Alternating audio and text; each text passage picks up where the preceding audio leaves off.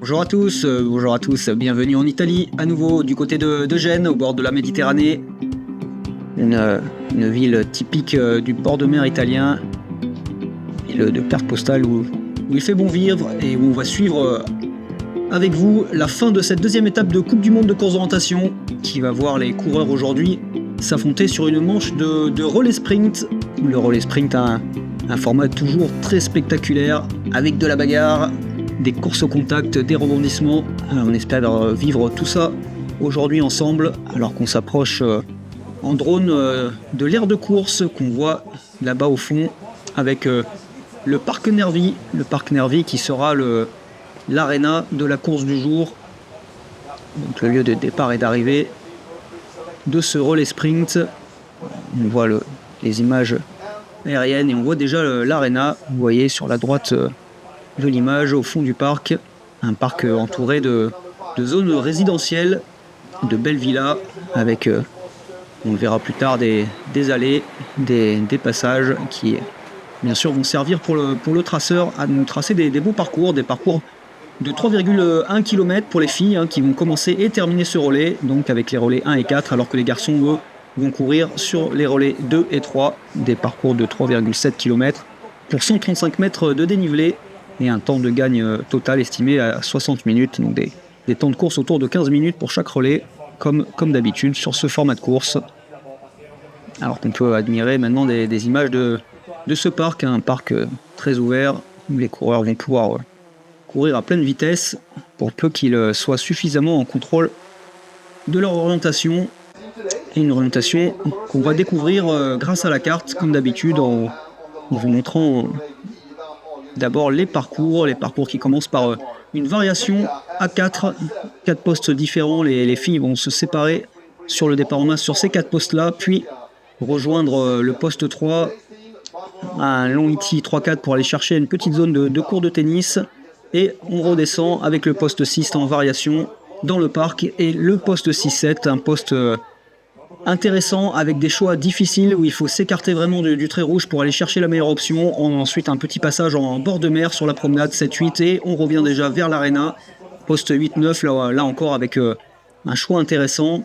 Ensuite on revient au passage spectacle, le poste 10 et on repart dans la zone cette fois de la zone résidentielle avec les bâtiments, les allées, les routes, une orientation un peu plus classique de ces formats urbains.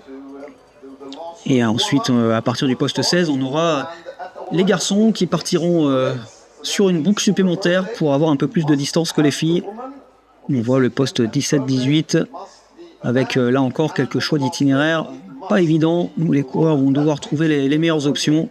Et ensuite, on revient sur l'aréna alors que les filles, elles, couperont directement du poste 16 à l'arrivée. Voilà, un circuit intéressant qui alterne les parties de parc et les parties avec des longs choix. Allez, on retrouve les filles au départ. Alva Sonesson qui court pour la Suède et qui remplace Anna Lundberg qui est blessée. Et elle s'est blessée hier en sprint. Pour la Suisse, ce sera Natalia Gamperlé, très très en forme en ce moment. En Norvège, le dossard 3, c'est Bjørnstad qui va prendre le premier relais, alors que pour la Finlande, Maja Sianoja aura la lourde tâche de lancer le relais finlandais. Pour le Danemark, on retrouve Joséphine Lind, jeune en forme chez les Danoises. Et en parlant de jeunesse, Barbara Matejkova, elle aura la lourde tâche aussi de lancer les Tchèques qui sont bons sur ce format-là d'habitude, mais voilà, c'est son premier relais sprint, elle a sans doute la pression, alors qu'on a vu Maëlle Bovir pour la France, là aussi une petite nouveauté qui remplace Isia Bassé sur le premier relais, Grace Molloy pour les Britanniques, Anna Groel pour l'Autriche, et enfin une Victoria Mag, elle aussi toute jeune, 18 ans à peine, pour les Hongrois, une équipe de talons en devenir, mais une équipe très très jeune. Vous la sentez un petit peu stressée, Victoria Mag, sur ces images. Allez, bientôt le départ pour toutes ces filles, vraiment de nombreuses équipes. Les nations peuvent aligner plusieurs équipes.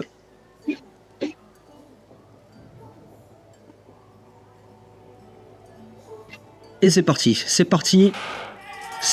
pour les équipes. Ouais, je l'ai dit, donc plus d'équipes que d'habitude, et on voit, ça fait un beau départ en masse. Alors qu'on retrouve les filles qui ont déjà passé la première variation et qui ont fait le choix d'itinéraire par la gauche pour rejoindre la zone de tennis. On suit Maëlle Bovir qui est là avec Barbora Matejková, la Tchèque. Dans le paquet de tête, bien placé, mais vous allez voir, il y a beaucoup de filles encore ensemble évidemment à ce moment-là de la course. On est qu'au tout début de la course. C'est après que les choses vont se décanter, et notamment sur ce retour vers la promenade, où à ce moment-là c'est Natalia Gamperlé, hein, évidemment, c'est la meilleure sur le papier de ce premier relais, et elle a décidé de prendre les choses en main, alors qu'on va maintenant passer Victoria Stambjorsta et Maëlle Bovir. Maëlle Bovir très bien partie sur ce relais. Isia Bassé passe à son tour, elle aussi est bien partie, les Françaises qui font un bon début de course, ce qui n'est pas le cas de toutes les filles. On a vu notamment Maja Sianoja, la Finlandaise, accusée déjà un petit peu de retard, de même que Barbora Matejková, la Tchèque. On a des équipes qui veulent jouer pour le podium et qui sont légèrement décrochées déjà. Évidemment, rien n'est fait à ce stade de la course. La course est encore longue, et la course, c'est Natalia Gamperlé qui a décidé de la prendre en main. Et on la voit là, regardez, elle est déjà toute seule, elle a fait le trot au tempo. Et c'est Maëlle Bovir qui arrive derrière en deuxième position. Maëlle qui réalise une course intéressante hein, là, pour les Français. Bien placé dans ce groupe de poursuivants. Car devant, Natalia Gamperlé a fait le trou. Et elle arrive au passage de relais toute seule. Voilà, toute seule. Elle peut lever les pouces. Personne n'est là. Elle regarde. Et ben derrière, c'est Grace Molloy qui finalement, après un début un peu difficile, s'est bien reprise par la suite et arrive en deuxième position pour lancer les Britanniques avec 26 secondes de retard. On va passer Isia Bassé à l'instant et toutes les filles qui arrivent groupées à ce moment-là. Les Tchèques sont à 34 secondes. Alors qu'on a un passage de relais un peu délicat pour Alva Sonesson, la Suédoise. Alva Sonesson, la première relayeuse suédoise, qui a eu un peu de difficultés sur ce relais, qui passe avec déjà 41 secondes de retard. Maja Sianoja, la Finlandaise, elle aussi 43 secondes de retard. Alors qu'on a vu l'Italienne Caterina Dallera se gameler un peu à l'arrivée. C'était une arrivée un peu glissante là dans l'herbe. Ah, et les filles qui continuent d'arriver. Et là, ça commence à être un petit peu plus loin déjà pour toutes ces filles.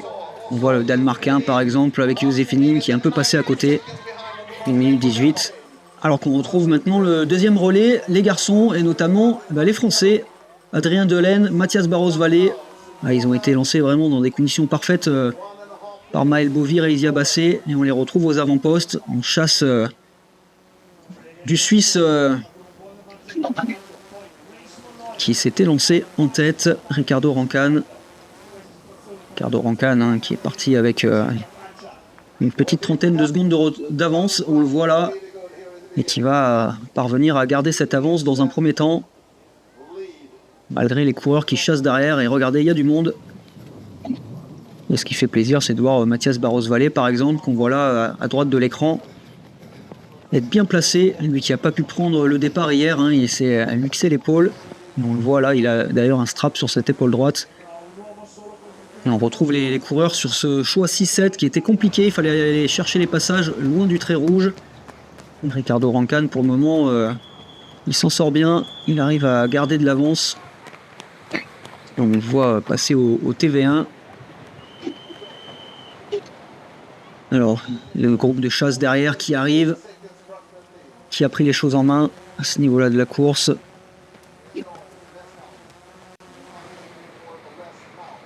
Mathias Barros-Vallée, les Français déchaînés en ce début de course. Adrien Delaine qui passe avec un peu plus de 19 secondes de retard. Il a déjà repris 12 secondes sur la tête. C'est vraiment un bon début de course pour les Français. Alors qu'on voit passer ensuite la plupart des favoris. Hein, Grande-Bretagne, Finlande, Norvège, Suède et République tchèque avec 30 secondes de retard pour les Tchèques. Un peu en retard, alors qu'on a vu passer aussi on a vu passer un autre Français, c'était Marion Bassé il me semble, qui est lui dans une équipe mixte, donc c'est pas une équipe officielle. Donc les coureurs continue d'arriver sur ce poste TV et on retrouve Ricardo Rancan, toujours aux avant-postes. Ricardo Rancan, pour lui, l'idée c'est vraiment de ne pas faire de grosses fautes, de rester la tête froide et d'éviter aux coureurs de revenir trop facilement. Donc c'est pas une position évidente, mais évidemment c'est toujours mieux d'être devant que derrière, hein. C'est une palissade. Et il va s'en tirer plutôt pas mal, Ricardo Rancan. En tout cas jusque-là, il n'a toujours pas été repris par les coureurs derrière, même si l'écart se réduit petit à petit. Regardez, on le voit dans la fenêtre là faire une petite faute. Il a pris un escalier trop tôt. À la faveur de ces petites fautes, le groupe de chasse derrière se rapproche doucement, mais sûrement. Pour le moment, tout va encore bien pour Ricardo Rancan. Vous voyez là qui, à ce moment-là de la course, va même croiser les coureurs qui ont encore un poste à aller chercher, mais ça permet de mesurer l'avance qu'il a. Alors qu'on a vu qu'Adrien Delaine, lui, qui était passé en tête avant, a reculé un peu dans le groupe de chasse, au même titre que Mathias Barros-Vallée, un groupe de chasse qui s'est étoffé de quelques coureurs. Alors qu'on suit Emil Svensson maintenant, et là, un moment un petit peu clé, on a un passage. Alors regardez, Emil Svensson s'aperçoit qu'il allait trop loin. Ah là, il vient chercher ce petit passage qui a été ouvert dans une propriété privée. Alors ça a posé problème à pas mal de coureurs, évidemment. C'est assez atypique d'avoir à rentrer chez les gens, mais c'était autorisé sur la carte, donc il pouvait le faire. Et malheureusement, Adrien Delaine, lui, regardez le point FRA, il n'a pas corrigé, il continue tout droit, il va perdre gros sur cette affaire, il va perdre une vingtaine de secondes, et surtout il va perdre le contact avec le groupe de chasse, alors que devant, Ricardo Rancan, lui, il continue de faire le boulot. Et pour le moment, voilà, on le retrouve là. Jusqu'à l'arrivée, finalement, il ne sera pas repris, le Suisse, et il va pouvoir passer le relais en ayant perdu un peu de temps, mais en ayant fait le boulot, c'est-à-dire ne pas se laisser reprendre. Et derrière, c'est Emil Svensson qui était en chasse, qui lui a repris pas mal de temps, mais pas suffisamment pour reprendre Ricardo Rancan. Et le voilà qui arrive, le Suisse. Regardez, il a refait une partie de son retard, hein, il arrive avec seulement 10 secondes de retard. Lui qui en avait une quarantaine au début quand il a pris le relais. Derrière, c'est Mika Kirmola pour la Finlande, lui aussi qui a repris pas mal de temps. Et qui passe le relais avec 19 secondes de retard. Et derrière, les grosses nations qui arrivent. Il y a Koglonek pour les Tchèques, qui passe un petit peu en retard, mais bien placé. Alors que Casper Fosser, lui, c'est un petit peu raté. Il n'a pas fait une très bonne course. Et on voit Adrien Delaine là qui pointe le dernier poste. Regardez, il y a beaucoup de coureurs qui sont passés. Là, il a eu du mal. Il a fait une autre faute, Adrien, dans la dernière partie de la course. Et finalement, il va passer le relais avec 57 secondes de retard. Alors que l'Autriche, vous voyez, Yanis Bonnet, lui, il arrive un petit peu à l'arrache là pour passer son relais. Ah, c'est toujours rageant, hein, pour le relayeur qui attend. Et voilà, et donc malheureusement, la France qui a reculé, hein, sur ce relais et qui n'est plus au contact maintenant. Et devant, Joey Adorn qui s'est lancé, pris en chasse par Mathias Rekborn et Tuomas Ekile. Et là, c'est du très très lourd, hein. C'est Rekborn et Ekile, ce sont les deux leaders de la Coupe du Monde, donc Joey Adorn va avoir fort à faire pour rester devant. Et pour le moment, tout se passe bien pour lui. Il fait un bon début de course, Joey Adorn, le Suisse, qui arrive à conserver son avance. Même si devant, voilà, on voit Martin Rekborn et Tuomas Ekile qui sont en chasse à 10 secondes. À 10 secondes, c'est pas grand-chose, hein. Ça va être compliqué pour le Suisse de garder cette avance. Alors qu'on a vu Thomas Skrivda aussi passer 14 secondes de retard. Ça, c'est un très bon début de course aussi, hein, pour le Tchèque qui arrive à recoller. Il a gagné du temps là sur ce début de course, peut-être à la faveur aussi d'une variation. En tout cas, bon début pour les Tchèques. On voit Lawson pour la Grande-Bretagne passer 35 secondes de retard On a vu un Français passer, mais là c'est celui-là qui nous intéresse, Loïc Capbern pour l'équipe 1 de France, 43 secondes de retard, un très bon début de course pour Loïc Capbern, lui aussi a gagné 15 secondes sur ce début de course. Et c'est plutôt bon signe évidemment. Allez, Joey Adorn qui passe dans l'aréna au post-spectacle, encouragé évidemment. Il faut qu'il garde la tête froide, hein, le Suisse. Alors regardez derrière, c'est pas loin. Ça chasse fort derrière. Ce groupe mené toujours par Martin Regborn. Et Tuomas Sekile, bien en contrôle. Suivi par Ruola de l'équipe Finlande 2 qui est bien classé. Et derrière Krivda. Et là aussi pour les Tchèques qui aiment bien ce format de relais sprint.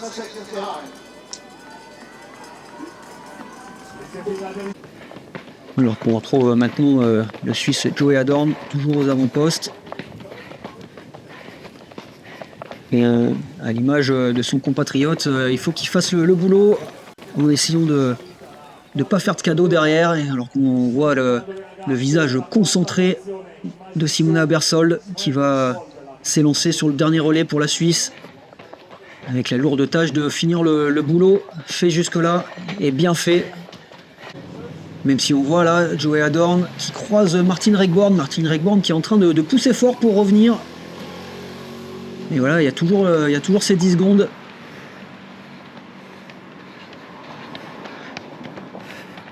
Les deux qui vont se croiser, hein. Vous voyez, il n'y a pas grand chose. Joey Adorn qui relance. Et derrière, ça court en groupe.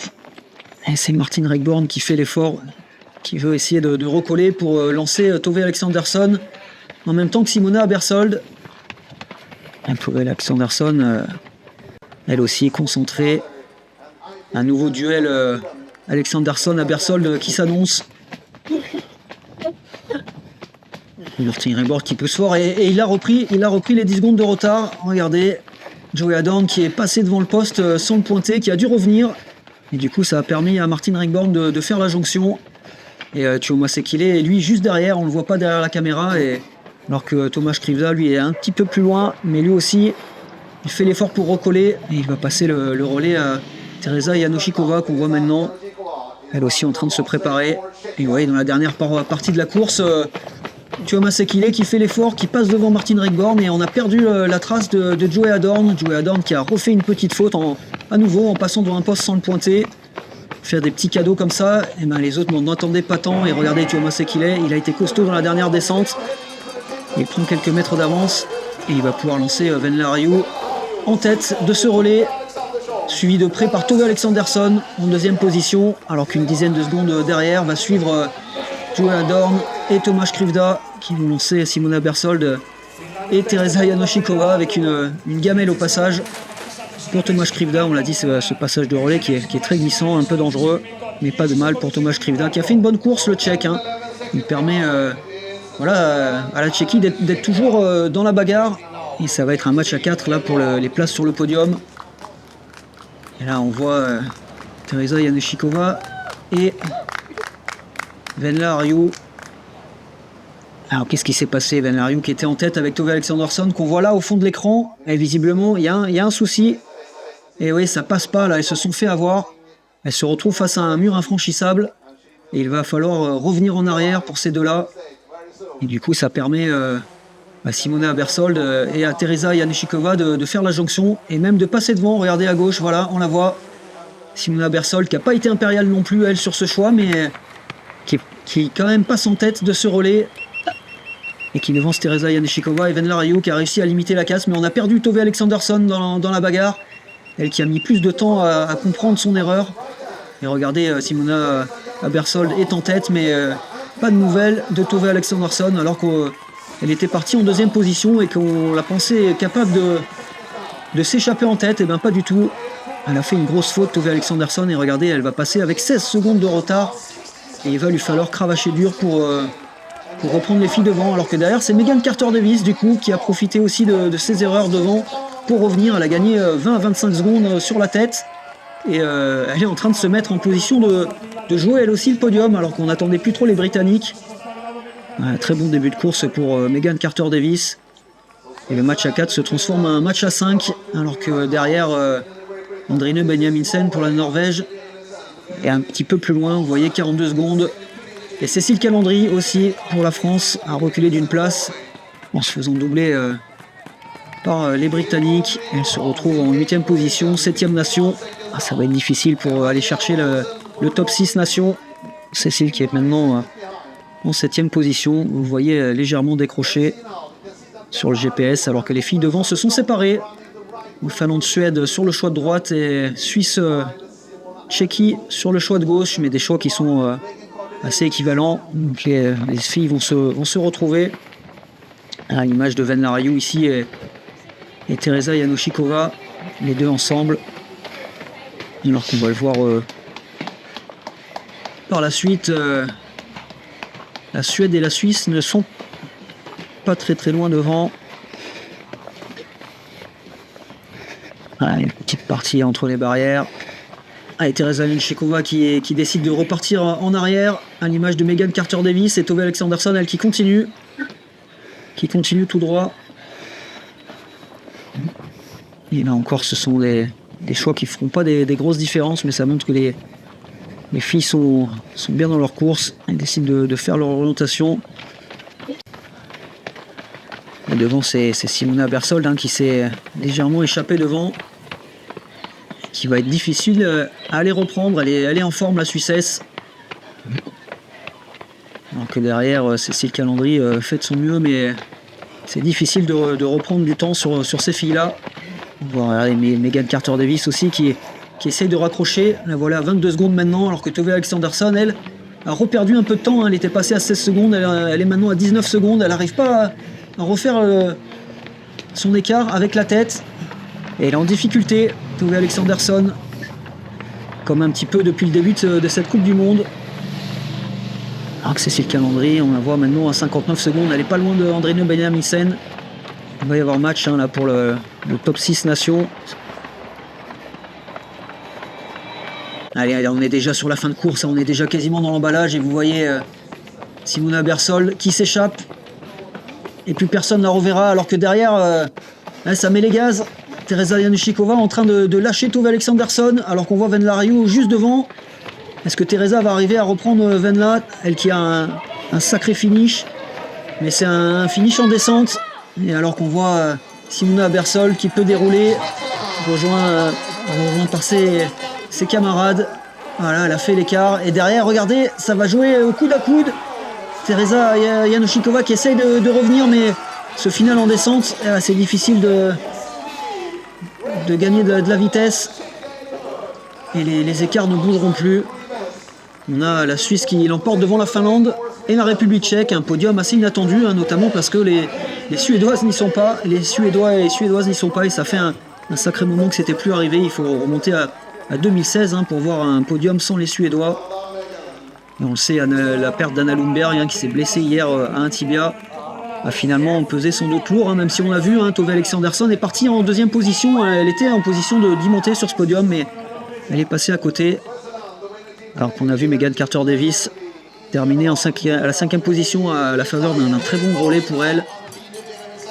Et Andrine Benjaminsen s'est défait de la Française Cécile Calandry, qui était qu'on a pensé à un moment capable de revenir, mais non, finalement Cécile, même si elle fait une bonne course, doit se contenter de la 7e place, à 1 minute seulement de la tête, 7 équipes en 1 minute. Le relais sprint probablement le plus serré qu'on ait jamais vu au niveau international. C'est pas souvent qu'on a le podium qui se joue comme ça en moins de 10 secondes. Ça nous a en tout cas donné du suspense jusqu'au bout, avec ce final très serré. Alors qu'on voit un petit peu de GPS sur ce dernier relais. On voit à ce moment-là Venla Riou qui était parti en tête avec Tove Alexandersson et qui fait plutôt un bon début de course. Il est la seule à faire le choix par la gauche qui est peut-être un poil plus court, en tout cas qui ne fait pas de grosses différences, mais voilà, c'est elle qui est en tête à ce moment-là de la course, alors que Tove Alexandersson essaye de passer devant, et là la réalisation a coupé un petit peu, on a raté ce choix 6-7 où on voit où on aurait vu c'est la grosse faute de Tove Alexandersson. Et regardez, Tove du coup se retrouve une nouvelle fois derrière à devoir chasser. Et c'est Megan Carter-Davis aussi qui a profité de ses erreurs pour se rapprocher. Et la Suissesse Simona Bersol qui en a profité, elle, pour s'échapper légèrement devant. Les autres filles ne la reverront plus. Ah, les filles qui se séparent sur ce choix droite-gauche. Sur le poste 11, mais un choix qui était équivalent. Et là, à nouveau, ça se sépare. Simona Bersol qui fait les choix simples en faisant le tour. Qui assure, qui gère son avance. Et elle va le faire à la perfection, parce que les filles ne seront jamais capables de lui remettre le grappin dessus. Et c'est derrière que ça va bagarrer dur jusqu'au bout. Alors qu'on voit à ce moment-là de la course, elles sont au coude à coude derrière pour essayer de se départager. Simona Bersol en gestion sur ce poste 16. Teresa Linichikova qui semble faire une toute petite faute ici, mais qui va ensuite revenir pour passer Tove Alexandersson et finalement échouer à quelques secondes de Venla Riou qui a vraiment bien géré son affaire, la Finlandaise. Bravo la Suisse, on va commencer avec toi Natalia. Première course avec la Suisse 1 dans un sprint relais. Et puis d'un coup tu nous as fait un tour de magie, tu avais d'un coup 27 secondes d'avance. J'ai donné tout ce qu'il me restait comme force après ces 2 rounds de Coupe du Monde. Et je me suis retrouvé seul et j'ai essayé de faire ma propre course. Je suis rentré avec 30 secondes d'avance et j'aurais bien aimé avoir 1 minute, mais ce sera peut-être pour la prochaine fois. Et toi, Ricardo, tu es parti avec de l'avance. Comment tu as géré ce deuxième relais ? Natalia m'a donné la meilleure position de départ possible. Alors, c'est sûr, c'est dur, ça met les nerfs à rude épreuve, mais j'ai aussi pu faire ma propre course. J'avais un peu plus de temps pour préparer mes choix d'IT et au final j'ai pu pousser aussi fort que possible pour donner à Joey la meilleure position possible. Joey, tu es parti toi aussi en première position, il y a eu pas mal de changements sur ce 3e relais, comment tu as vécu ça ?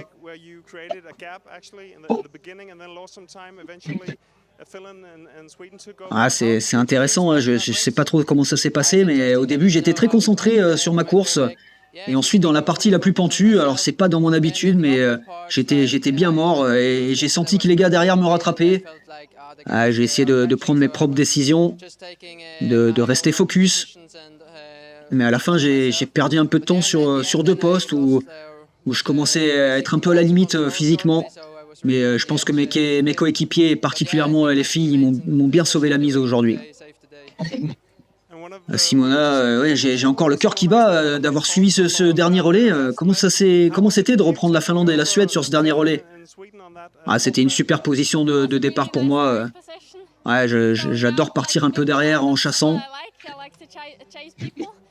J'ai essayé de garder le contrôle et de bien planifier mes choix. Je savais que j'avais pas forcément pris le meilleur IT sur le long choix 6-7, donc j'ai essayé de prendre mon temps pour bien lire où étaient les passages. Et j'ai posté super fort à la fin. Alors c'est une course de Coupe du Monde, mais dans un peu plus d'1 mois, on aura un relais sprint en Écosse. Qu'est-ce que cette victoire signifie en vue des championnats du monde en juillet ? Je pense que ça signifie qu'on est très bien préparé. On est super content aujourd'hui, mais on peut toujours s'améliorer. Et c'est sûr qu'on va faire du mieux pour se préparer. On aura une équipe super forte et après on verra bien ce qu'on peut faire aux championnats du monde, mais bien sûr on va se battre pour la victoire à nouveau. Et une fois qu'on a goûté à la victoire, on a évidemment envie d'y regoûter. Ça faisait un petit moment que les Suisses s'étaient pas imposés sur ce format de course, et là ils ont dominé cette course quasiment de bout en bout. Allez, c'est la fin de cette 2e étape de Coupe du Monde. On s'est encore bien régalé avec ces 2 courses en Italie, et place maintenant à la récup pour les coureurs qu'on retrouvera du 11 au 16 juillet à Édimbourg en Écosse pour les championnats du monde 2024 avec sprint, chaos sprint et relais sprint au programme.